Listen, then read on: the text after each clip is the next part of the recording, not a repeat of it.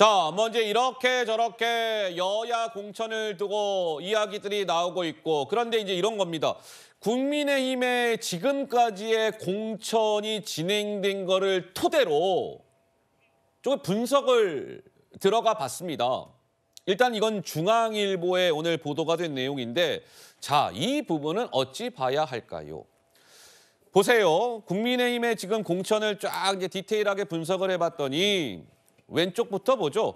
지역구 공천자들, 지금 공천을 받은 사람들의 평균 나이를 본 거예요. 그랬더니만은 왼쪽에 저거 무슨 색이라고 그래야 돼요? 뭐 약간 민트색인가요? 민트색이 이제 지난번 총선, 4년 전 총선이고, 오른쪽 빨간색으로 되어 있는 막대 그래프가 이제 이번에 이거를 이제 분석을 한 겁니다. 그래서 비교를 한번 해본 거죠. 그 좌측의 평균 연령을 따져보니까 4년 전 총선 때는 55.8세였는데 이번 현재까지 보니까 58.3세다. 그러니까 연령대가 더 높아졌다. 이제 이런 것이고, 오른쪽으로 한번 넘어가 보죠. 자, 오른쪽 중에서도 위에 3040 청년들이 그러면 얼만큼 지금까지 공천을 받았느냐를 따져봤더니 4년 전 총선 때는 19.6%였다는 거예요. 근데 지금까지를 보니까 13.5다. 그러니까 3040 비율도 지난번 4년 총선에 비해서 지금 좀 이렇게 낮아진 거 아니냐. 맨 밑에. 오케이. 그러면 여성들은 어떤지 한번 보자.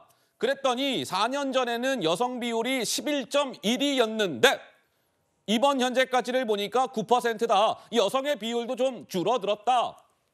막 이런 겁니다. 그래서 일각에서는 김현주 대변인님 이게 쇄신이 조금 희미해진 국민의힘 공천 아니냐 이런 비판을 하는 분들도 있던데 좀 무슨 말씀을 주시겠습니까?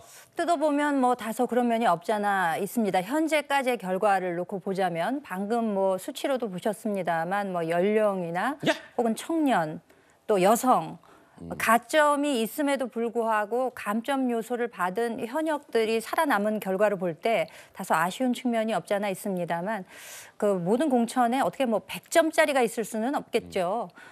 하지만 그 현역들이 살아남았다 한들 그 공천 과정의 공정성에 관해서는 아마 시시비비를 가리자고 하는 분은 안 계시는 것 같습니다. 아마 그 이유는 그 여론조사를 하는 업체에 있어서 불법적 요소가 가미된 그런 여론조사 업체를 끼워 넣기를 하질 않았다. 그리고 내지는 뭐 윤리 점수를 빵점을 주질 않았다. 뭐 이런 면들을 기초로 볼 때 아마 그렇다고 생각이 되고요.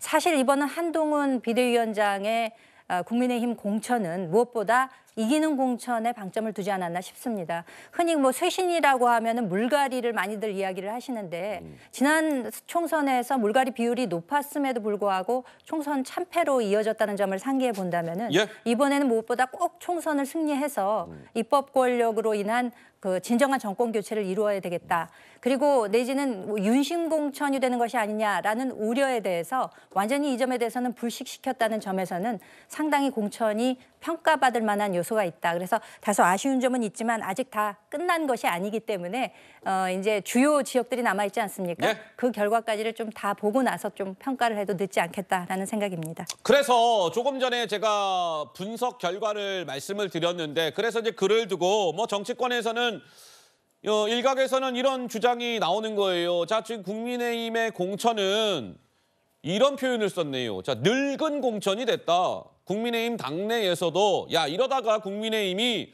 도로 꼰대당이 되는 거 아니냐 뭐 이런 우려의 목소리가 나온다고 하는데 서재현 대변인께 마이크를 넘길게요. 한 말씀 하시죠. 네, 사실 여야 특히 이제 민주당 같은 경우에도 청년 도전의 문턱을 좀 더 낮춰야 된다고 해서 좀 부족한데요. 국민의힘은 포기했습니다. 포기했다고요? 예, 왜냐하면 우리 민주당은 저희 우상호 의원이 이제 불출마한 지역구 서대문 지역의 청년 전략 지역구에서요. 청년들만 경선합니다. 근데 하태경 의원이 그 좋은 해운대 갑 지역을 버리고 험진 서울로 왔는데 청년 전략 지역구 요청을 했는데 결국에는 윤핵관이 아니고 용핵관 주진우라는 분이 아무도 모릅니다. 이분이 그 지역구에 가가지고 경선도 아니고 낙하산 바로 공천이 떨어졌어요. 그러니까 지금 보면 청년, 여성 뭐 여러 가지 물론 고정관념이 있습니다. 부족할 수 있죠. 그러나 새로운 패러다임이잖아요. 그래서 저는 후반기 총선 이후에도 윤석열 대통령이 30대 장관이었잖아요. 30대 장관. 그래서 30대가 경험이나 능력 없습니다. 그러나 새로운 패러다임, 새로운 기회 또 도전하면서 협업하는 문화는